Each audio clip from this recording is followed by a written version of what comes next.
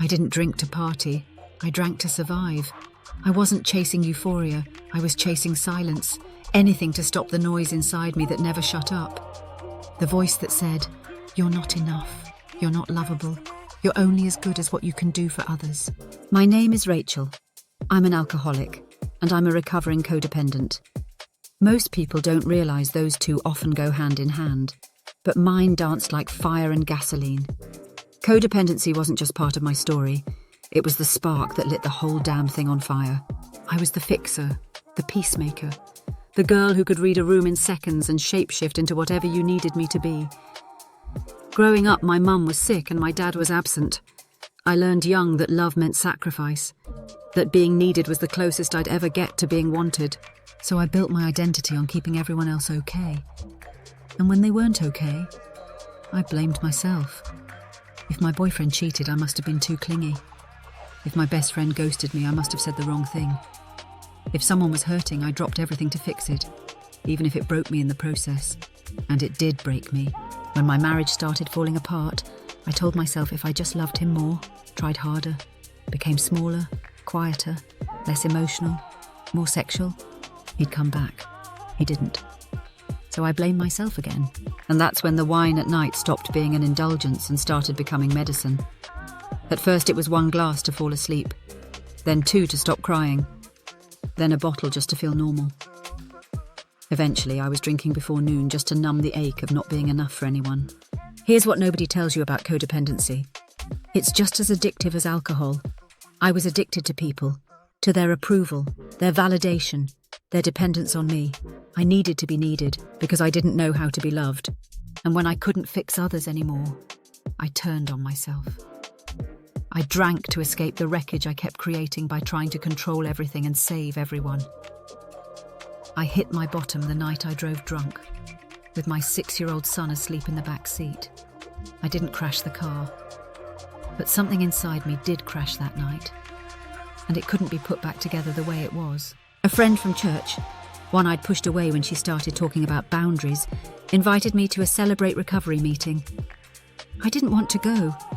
I wasn't like those people. I just had a wine problem, a people problem. But I went, out of shame, out of desperation, out of a tiny flicker of hope I couldn't explain.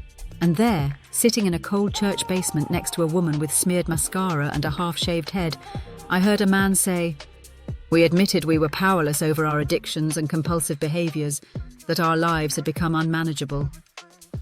He might as well have been reading my diary. I started working the steps, at first just to stay sober. But what I didn't realise was that God was going after something deeper, something older than just the bottle. He was going after why I drank. And what I found as I kept showing up was that codependency is a spiritual sickness, just like alcoholism. It's the belief that our worth is tied to how well we can control, fix, or please others. It's trying to play God in people's lives so we don't have to deal with the wreckage in our own.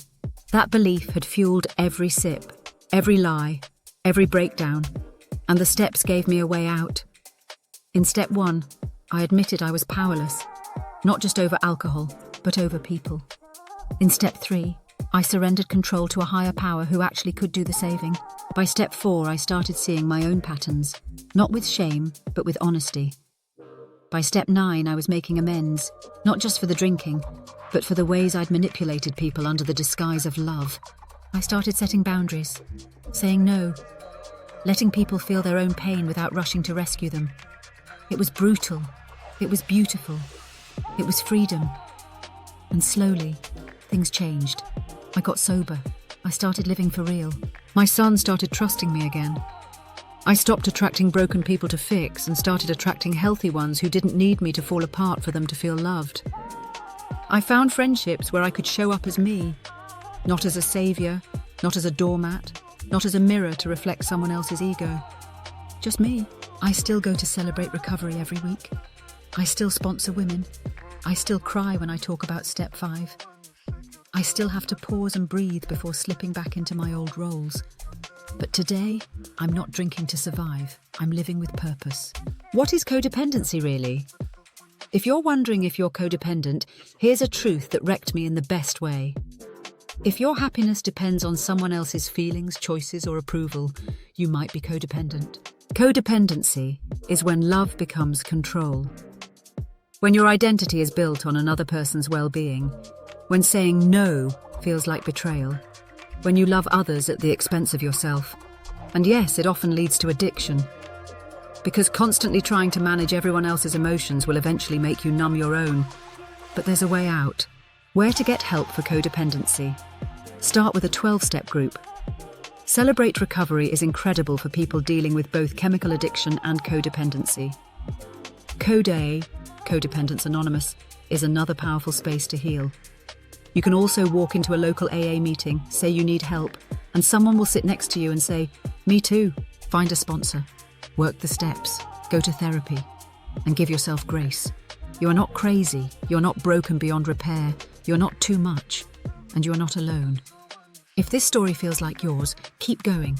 There's hope, there's healing, there's freedom, and it starts with telling the truth and letting go. Like this story? Drop a comment, share it, and subscribe to our YouTube channel for more real recovery stories. And don't forget to visit our recovery gift shop for all your recovery shirts, mugs, hoodies, hats, and personalized gifts at thatrecoverylife.com. You are worthy, you are loved, and you can heal.